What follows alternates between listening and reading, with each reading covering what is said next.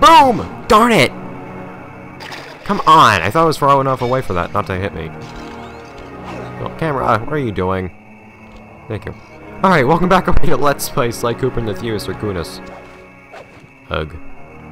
Alright, so I think what I'm thinking is this episode will be a little bit shorter than these normally are, just for the sake of my own sanity, because I was a lot of stuff to record tonight, and because of what happened last episode that kind of led to me recording 20 minutes extra for the last episode of me looking for things off screen. So, after having said that, let's get something actually productive out of the way. Hello again.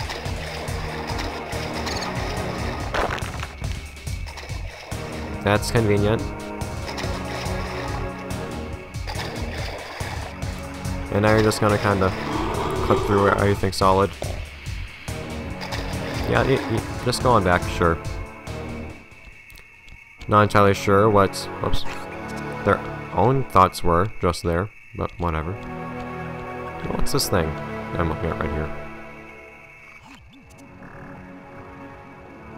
Didn't realize I can break everything on it. It's kind of cool. But we have lots of mini games to do this episode, which is kind of weird, but I just think it's pretty fun at the same time. They're not really bad mini games. Looks like this is some kind of giant voodoo egg beater to stir up that unsanitary mess.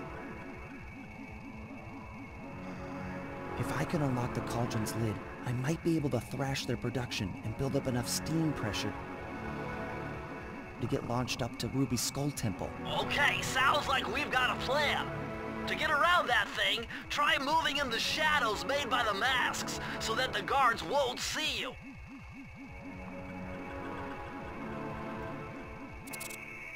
Will do. Keep in mind, these things actually move pretty quickly. You pretty much move just as quickly as the lights do. But is this first level a minigame already? No, this is the only remaining level that is not a minigame we have to do. So let's do this real quick, and we'll have some fun with the minigames afterwards. And let's make up for the last episode's difficulties with picking up clues. I'm telling you, the health department's going to come down big time on this dope. Yeah, it's a bit less than pleasant.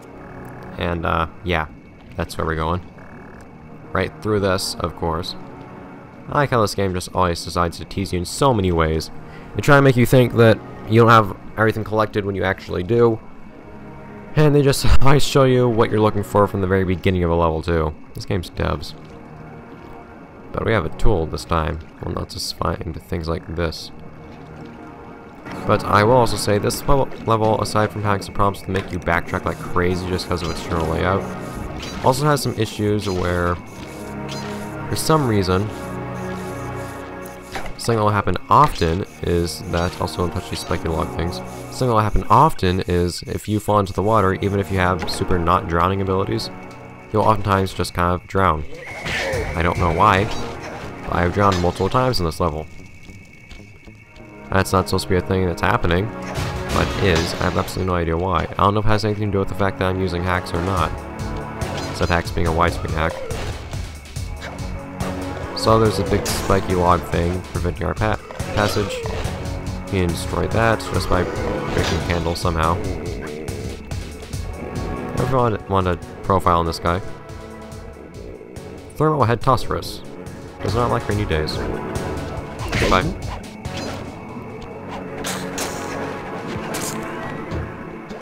Now, though, this is actually a really short level overall, but it gets really long if you end up dying where you shouldn't be by falling into water that for some reason kills you. And if you have to go through level 3 or 4 times because you keep falling too. Like that, basically. The level's general layout is pretty much optimized for you having to backtrack every time you fall. There are no, like, chasm boundaries in this level, meaning that if you fall, you won't just kind of, like, see Oh, darn it! Forgot about that. You won't just see Sly kind of shrug and then fall off screen. You will always just keep falling, which will usually mean falling onto the lower level of the level. Hopefully, though, I'll be able to avoid doing that so much in this episode. I still love how Sly holds that cane in his mouth. Kind of the first time, too, though, how I managed to somehow accidentally... Whoa! Land on top of those spiked logs. What did I just even hit my cane on? But keep your eye out for the clues over here. I don't know how they managed to fit 40 clues in this area. This place is really small. Well, I guess you're covering more ground than you initially expect anyways. Because of higher... You basically go through this area that I'm in right now 3 times.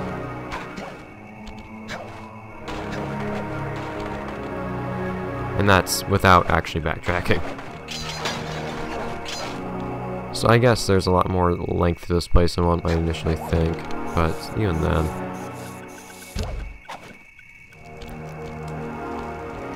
Alright. Boom.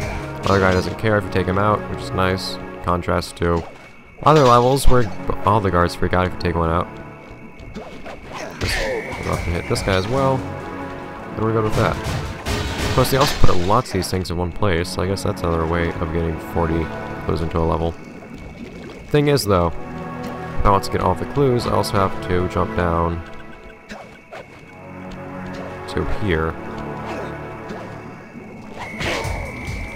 And there is no way back up from right here. So now I need to go back to where I came from. I'll go up. Just a little bit annoying. But we don't have enemies or spotlights to do at the same time you run through, so it's not as bad. I really don't like when games make you do that. Make you backtrack to pick up a collectible by making you jump off something that lands you back at the earlier point of a level. It just seems like kind of really unnecessary, like filler type stuff. Artificial lengthening, or almost even punishing you for trying to collect everything on a level.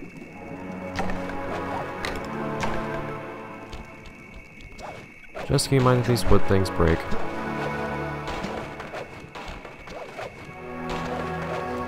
The problem though is you just jump right off them or ignore them entirely. But now we run through.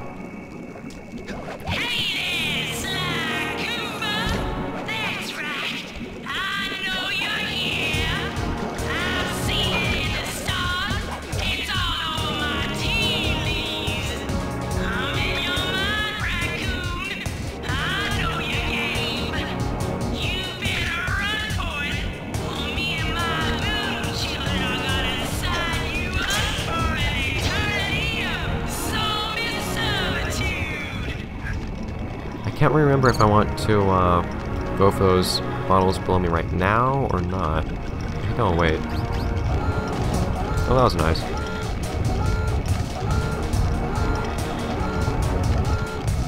Well, there isn't really a problem posed by that except for having to listen to stuff the entire time until I get rid of the alarm. By the way, if you do fall, at least every time I fall into this goo right here, that green stuff, even though it's treated as water, every time I've fallen into it, I have died. So I recommend trying not to fall into it. Security. This must be the source of all the disgusting green soup. It feels a little bit less like cool stealth stuff when you have a you've been spotted siren playing the entire time. Oh wait. I also think it's kind of weird the siren's in the middle of this place, so there are spotlights surrounding all sides of that siren. But I'll roll with it. Goodbye. So like I said, I guess this level is a little longer than I give it credit for, but I don't really consider it being short to be a problem in the first place.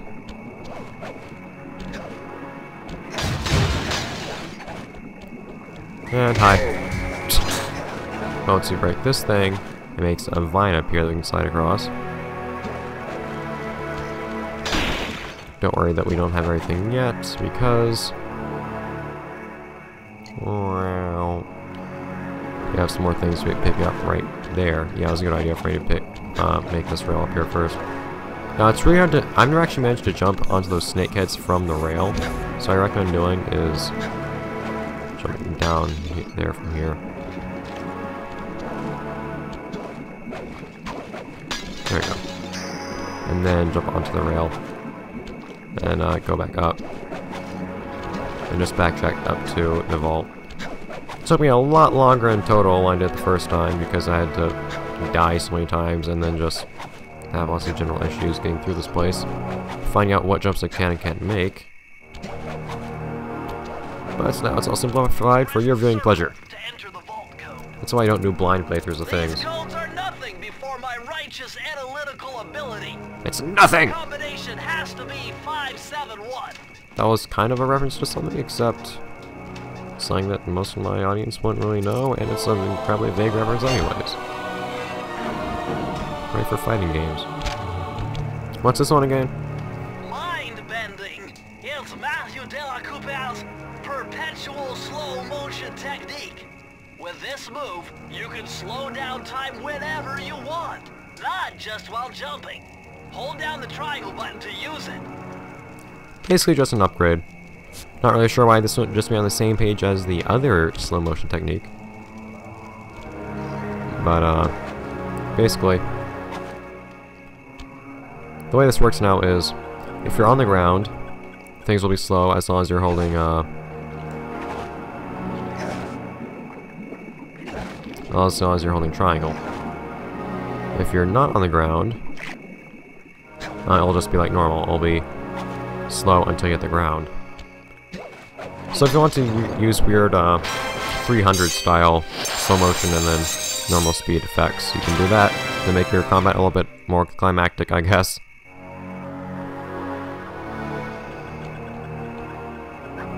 Now then, we have 2 more minigames to do, although I'll only do one this episode. One of them would require me to restart the game, so in the interest of time, I'll just do the second one instead. I'll be able to play just fine right now. It's odd, and it actually took me a number of tries the first time I did it, but it should be a little bit easier this time, just because that's how the stuff usually works for me. Hay and feathers in here, just looking at this place has got me breaking out in hives. But we've got no choice. That ghost over there contacted me on Spectre Wave Radio, and we've cut a deal. He's promised us a key if you can whack 50 chickens. I guess he needs them to make a big pot of gumbo, but he's scared of the bomb-toting roosters. Be careful, or they'll blow you to bits. Think you can do it? He's scared. He's a ghost. He's already dead. Anyways, just jump into here yourself, I guess. And just run around and hit chickens. If you want to, you can actually try out using your electric roll technique to get rid of chickens too, but I haven't found it to be that useful, even though it makes them move more quickly. Also, to get away from the roosters, you can use to your advantage the fact that you can actually jump over things while they can't. The game gives you plenty of warning about the chickens, though. About the roosters. So that shouldn't be a problem for the most part, as long as you don't end up getting caught on something. You can also link the two into touching each other. They will both explode and give you a little bit of breathing room. So you just do what I did right there every time they appear, because they usually appear on opposite sides of the room. You should be okay. Although, if you spend too much time getting rid of them, you might feel a little bit more worried about actually getting rid of all the chickens. All the chickens? Oh, they're up here. They aren't usually all the way up there. Because usually the way it works is the chickens tend to gravitate towards where they appear, which is the upper portion of, or the northern portion of the level. Come on. I never actually lost this game by timeout, and I'm not going to lose it by timeout now, am I? Wait, did I not lose a life because of that? I didn't. Okay, that's cool. I've never lost this because of timeout. Not sure if I would say I just did now.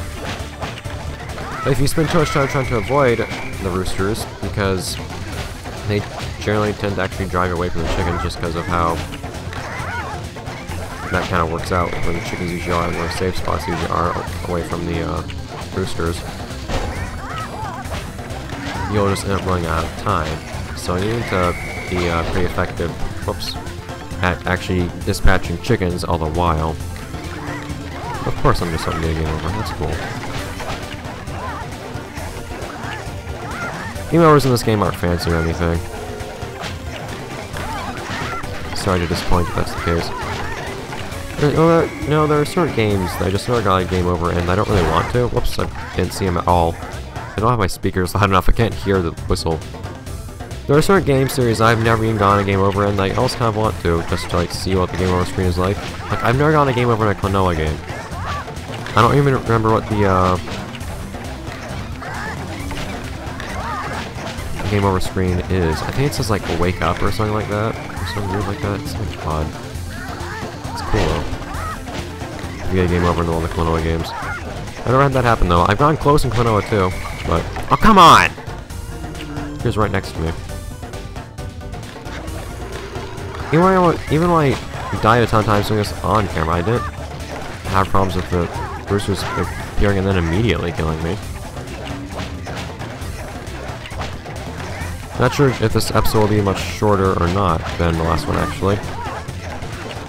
Or, well, shorter not than 25 minutes. The last one was actually a little bit longer than that, I think.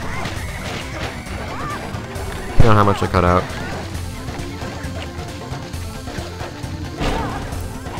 Come on. Chickens, I need to be here. So it's kind of annoying. It's something of a trade-off if you want to be trying to take out lots of chickens, because the chickens, of course, because they appear next to these doors, or appear from the doors, and that'll be a good place to get rid of them. But at the same time, if you hang around those doors too much, you can end up falling victim to a rooster that comes from said doors.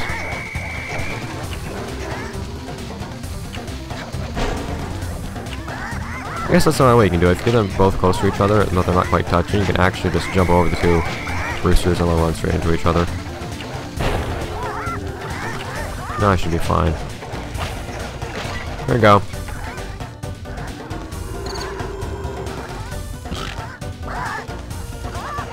And I'll take that. Man, Sly sure loves killing animals with this game, doesn't he? Rats, bugs, bees, chickens. There's a lot of it. Anyways, that having been said and done, that'll have to be it for this episode of Let's Play Sly Coop and the Thievius Raccoonus. In the next episode, we'll most definitely be taking on the boss of this place, which will be fun. I actually like it, even though I have a ton of trouble with it, which I shouldn't. But it is fun. It's something fun and original and interesting. So look forward to that, along with the next minigame we'll be playing too, which is, of course, like most minigames, something new and different. So I'll be seeing you guys next time, the next episode of Let's Play Sly Cooper and the Thievius Raccoonus. God, I need a rest, but 2 more episodes would record or something else, because stuff didn't record right last night. Good night, guys!